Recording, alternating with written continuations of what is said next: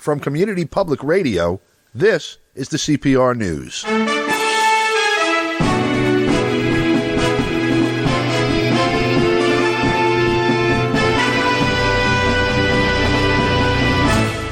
From New York, I'm Don DeBar. Thursday marked the opening of the 13th annual summit of the BRICS countries, those 5 member states being Brazil, Russia, India, China, and South Africa. The meeting opened with statements from the heads of state of the members India, China, South Africa, Brazil, and Russia in that sequence. First, we bring you some comments from China's President Xi Jinping. Over the past 15 years, our 5 countries have enhanced strategic communication and political trust in the spirit of openness, inclusiveness, and equality, respected each other's social system and development path, and explored a sound way for countries to interact with each other. Our 5 countries have sought synergy between our development policies and drawn on our complementarities. We have made solid progress in various areas of cooperation in the spirit of pragmatism, innovation, and win-win cooperation, and we have forged ahead on our common journey of development. Our 5 countries have supported multilateralism and taken part in global governance in the spirit of equity, justice, and mutual assistance, and we have become an important force on the international stage to be reckoned with. Since the beginning of this year, our 5 countries, overcoming the impact of COVID, have maintained the momentum of BRICS cooperation and secured new progress in many areas. What has happened shows that as long as we pool our mind and our effort, then we can make smooth, solid, and sustained progress in BRICS cooperation, come what may. I look forward to in-depth exchanges with you, my colleagues, and jointly set the direction for the future of BRICS. We look forward to working with our BRICS partners to deepen all areas of our cooperation and build a closer and more results-oriented partnership to meet our common challenges and create a better future. Thank you. The following are some comments from Russia's President Vladimir Putin at the opening of the 13th BRICS Summit, which was attended virtually by the heads of state of the 5 member countries. Outstanding regional conflicts haven't stopped. On the contrary, they have erupted again, becoming more violent. US and its allies' withdrawal from Afghanistan has led to a new crisis, and it's still unclear how this will affect regional and global security. The citizens of this country have fought for decades and deserve to exercise the right of defining what their state will look like on their own. Meanwhile, we are all interested in Afghanistan's ceasing to be a threat to the neighbors, so that the Afghan territory would be a source of drug trafficking and terrorism. We are interested in stopping migration flows. We are for Afghans living in peace and dignity on their soil. I have said on numerous occasions that a new spiral of crisis in Afghanistan stems directly from irresponsible attempts to impose alien values from the outside and intention to build the so-called democratic structures using the patterns and methods of social and political engineering without taking into account either historic features and disregarding the traditions that other people have followed. It results in destabilization and chaos. And after that, the authors of these experiments back down, leaving those they have paternalized to their own devices. And the entire international community will have to clear up the mess as a result. I'm confident that we can ensure progressive development of the international relations only through guaranteeing the coexistence of states with different political and social systems, their own national interests and spiritual and moral values. However, we must strictly observe the fundamental principles of international law enshrined in the UN Charter, including non-interference into the internal affairs and respect for sovereignty. Also on Thursday, Russia's Foreign Minister Sergei Lavrov met with Israel's Foreign Minister Yair Lapid, and they held a press conference, which we bring you in its entirety. First, Russian Foreign Minister Sergei Lavrov. Уважаемые дамы и господа, прежде всего хотел бы еще раз выразить признательность своему коллеге, министру иностранных дел государства Израиля, Яиру Лапиду, за то, что он принял наше приглашение и вскоре после своего назначения на этот пост приехал в Российскую Федерацию. Мы провели очень подробные переговоры a very extensive conversation ranging international and bilateral issues. As per tradition, the atmosphere here has been a very friendly one, and the results that we've reached were very fruitful. Now, we have covered in detail the prospects of bilateral ties between Russia and Israel, and we are happy to say that political dialogue is very intensive, including on the highest level, and including the foreign ministers. We have agreed to continue the practice that we have to prepare a plan of consultations between foreign ministers and ministries of the two countries. Both countries are interested, both myself and Mr. Lapid are interested in organizing a new session of the Trade and Economic Cooperation Commission, and we will contact each other as soon as possible and agree on the details of further operations of this very important body. We have also agreed to continue cooperation along the lines of various investment projects and other projects agreed upon earlier and supported by both President of Russia and Prime Minister of Israel. Now, we have focused on coordinating our efforts to prevent our efforts to revise history and to revise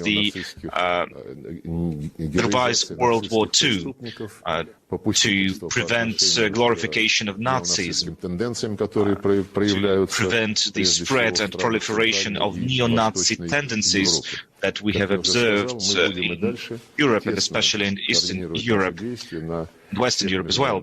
And we will continue to coordinate our efforts on various international platforms, including the UN, to reach this goal. Now, we've also covered various regional issues, such as Israeli-Palestine relations. We welcome normalization of Israel, of relations of Israel with various nations of the region, and we believe that the comprehensive peace process will be boosted by these efforts. Russia will continue to support organizing direct peaceful dialogue between the Israelis and the Palestinians, including through the efforts of the Quartet of International Intermediaries. We have also covered the situation in Syria, and Russia believes that, and Israel also believes that UN Security Council Resolution 2254 needs to be carried out in full to preserve the territorial integrity and unity of Syria. And Syria has the right to define its future, the future of its nation. I've noted the importance of providing humanitarian aid to Syrians as soon as possible to help them restore the war-torn infrastructure of the country, which is prevented by the unilateral sanctions of our Western counterparts. and by the UN resolution passed several months ago. We will continue to work in various international organizations. We have deep contacts in various organizations, in the Security Council, in the Ministries of Defense, and this all helps us organize our work in a way that takes into account the interests of both countries in international and regional affairs.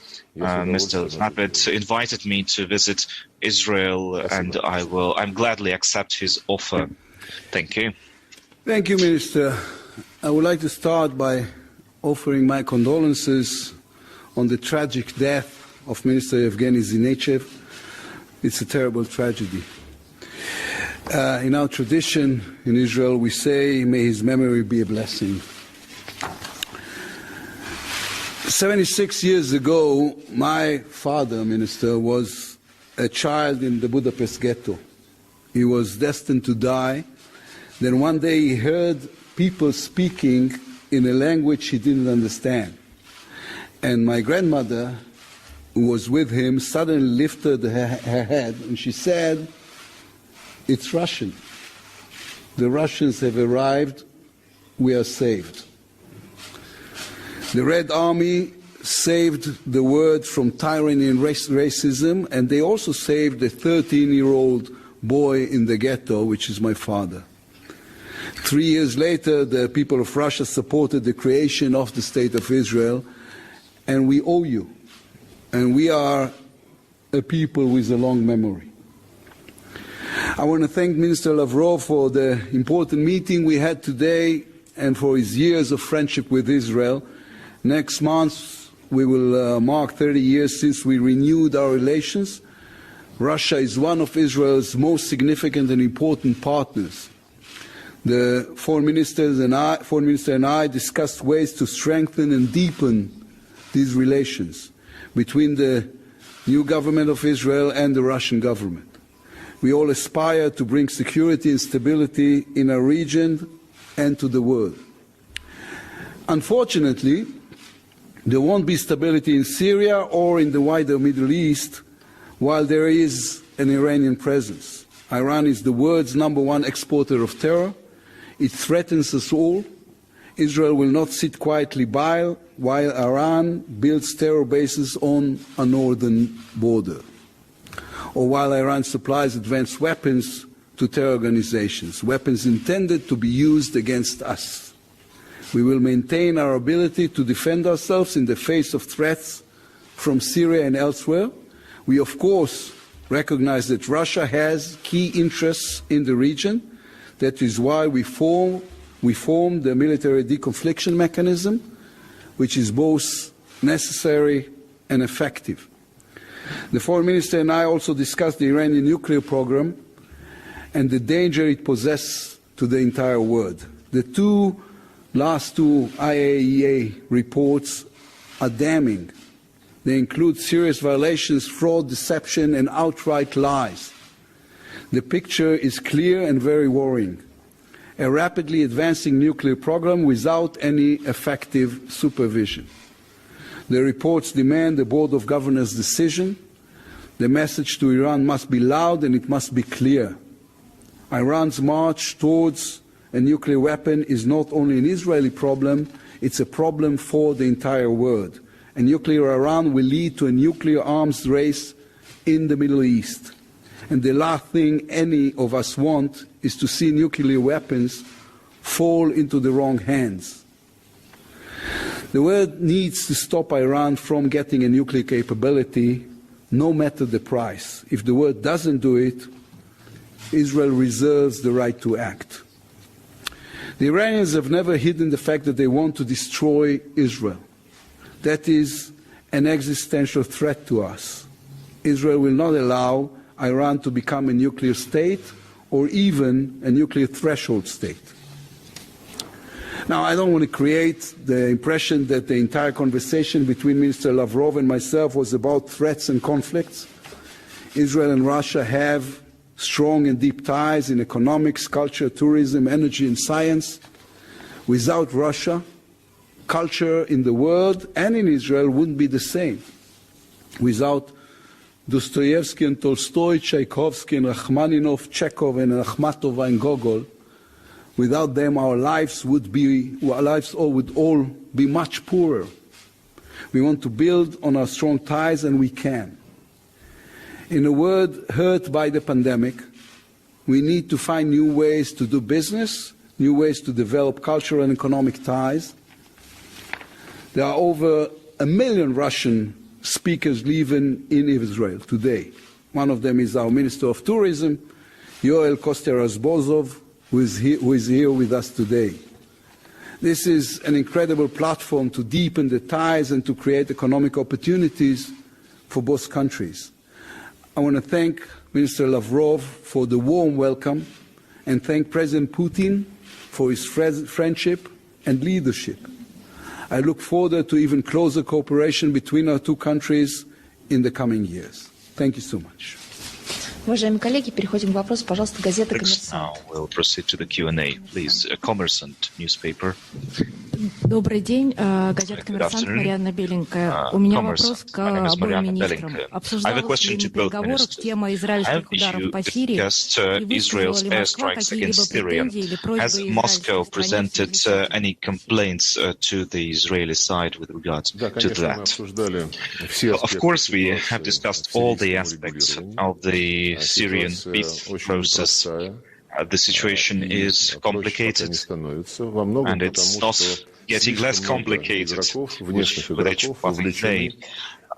Too many actors are involved in these processes. Too many actors have interests in the region. Some have legitimate interests, such as the interest of Israel's security, and we have always emphasized that this is one of the priority interests for us, both in Syria and in other complex situations. But there are also illegitimate interests, such as the illegal occupation by the US of the vast part of Syria, the exploitation of natural resources that belong to the Syrian people, including agricultural resources, water resources, etc. And of course, the activities of the US to help Kurdish separatism. This also involves Turkey as well, so many interests intertwine here. And with this respect, we also spoke about Iran, which is, together with Russia, part of the Astana format. And the Astana format is aimed at taking in all the reality of the situation on the ground and try to carry out UN Security Council Resolution 2254, meaning respect for the territorial integrity of Syria, which has to be restored. It means that all attempts at separatism need to be prevented. And it means that inclusive political dialogue in Syria needs to be launched. Several rounds have already taken place, and for the past year, we have seen a struggle of the Syrian authorities to organize a constitutional committee, and we are doing our best to expedite this process. As for Israeli airstrikes in the Syrian territory, we, of course, oppose the idea of Syria becoming an arena of confrontation between third parties. This is why we don't want the Syrian territory to be used against Israel, against any other party. And any issues that arise here every day are discussed by our military leaders, I think that our military authorities, and I believe that this practice will be continued here today as well. Yes, just to add on Mr. Lavrov, the deconfliction mechanism that we have with Russia is, as I was saying, both effective and necessary. Israel has the right to defend itself from attacks from up north that are caused by the Iranian presence in Syria. But we also care deeply about the security of Russian soldiers in Syria, and we are working together to ensure their safety and well-being. And we believe We have a mutual belief that we have the right mechanism to make sure this is the way it plays. Да, пожалуйста, ТАСС. Please, TASS. Good afternoon. I have a question to Mr. Lavrov. Earlier today, Dmitry Kuleba stated that Kiev is ready for a Normandy format meeting between Russia and Ukraine, and that expects Russia to confirm its participation. So do you confirm the participation, and when will this meeting take place? Thank you.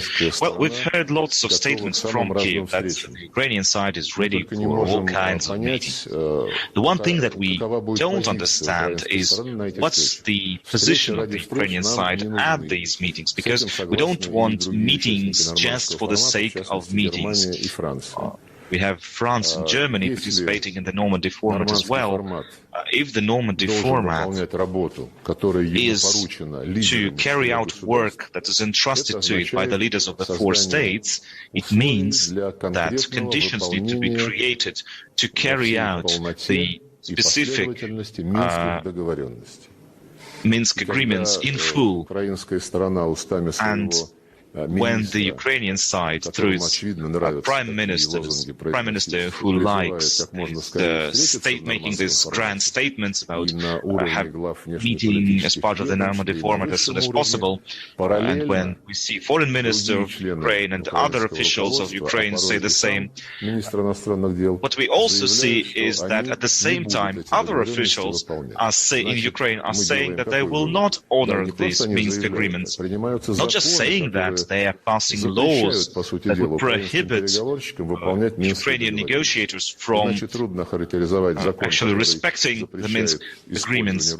So, for example, the law that prohibits the use of the Russian language, or another law that is being discussed in the Rada that would put a stop to all the Minsk agreements that have to do with amnesty, with the special status of the Donbass region, and that have to do with organizing elections there. When this kind of double standards occurs, it's kind of a schizophrenia in a way. So let's meet in the Normandy format, but we're not going to respect the Normandy format. The Ukrainian side is saying that they have laws that will prevent this success along these lines.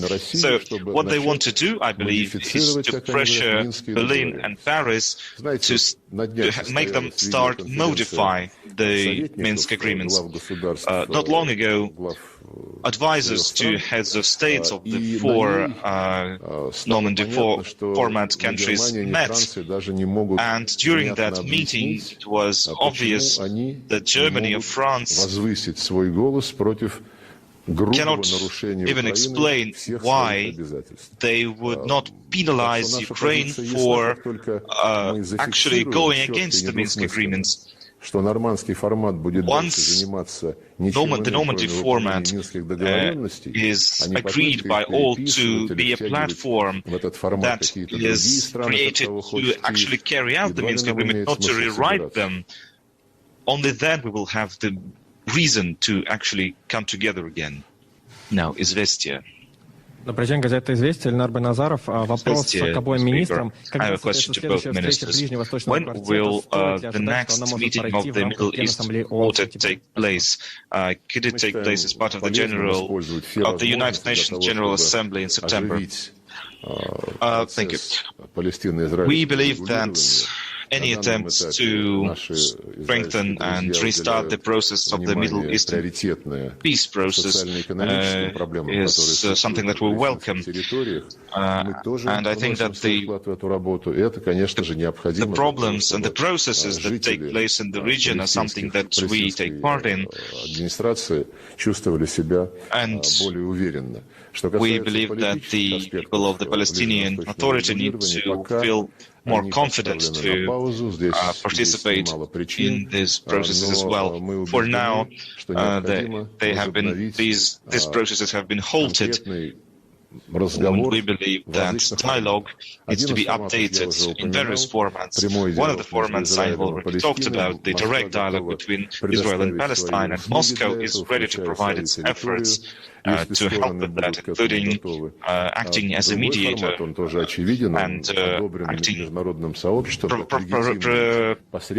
providing its territory where the parties could meet.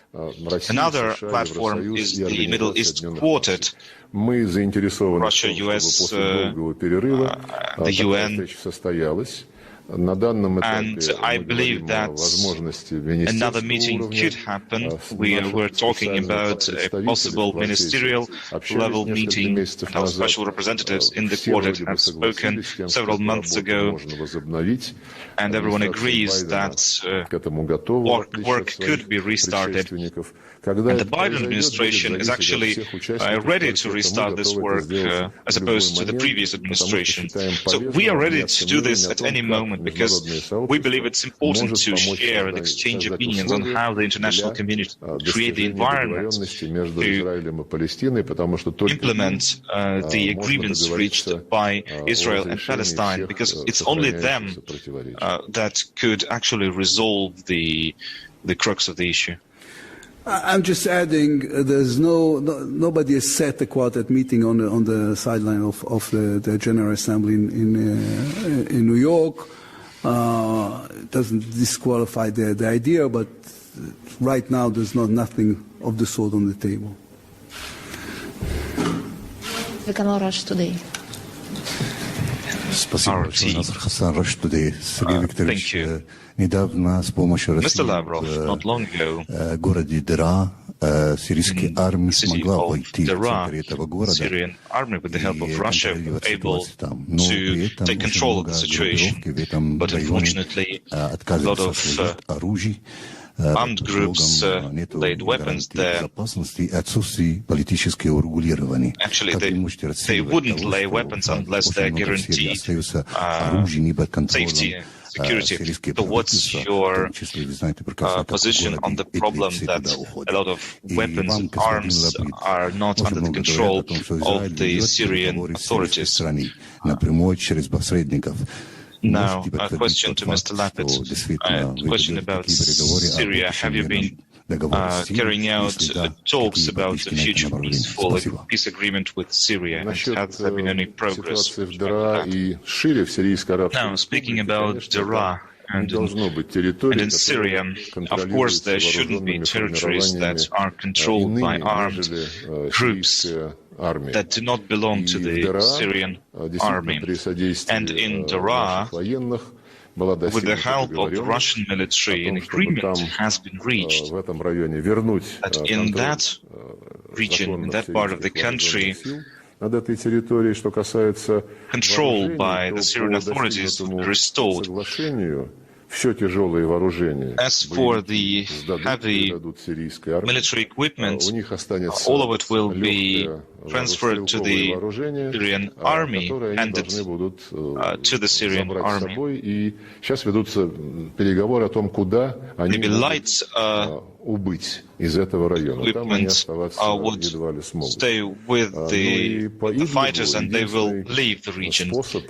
As for Idlib, the only way to solve this situation, in accordance with UN Security Council Resolution 2254, is for our Israeli counterparts to carry out the agreements reached by Mr. Erdogan and Putin that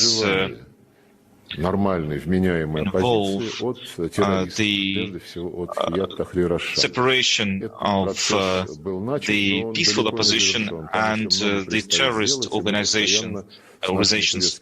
A lot has to be done here, and we have discussed that along military lines with our Turkish counterparts. We have been discussing ways to cooperate with our Turkish partners to implement all of the agreements. Work has been done, there is progress, but a lot still remains to be done. As to the second part of your question, there is no negotiation taking place right now with Israel and Syria. There's not much to negotiate, actually, aside from security issues. Israel is not even considering and never will returning the Golan Heights to Syria, so therefore there's not much room for negotiation right now. And that's all the news we have for you right now. For Community Public Radio, I'm Don DeBar in New York. Thanks for listening.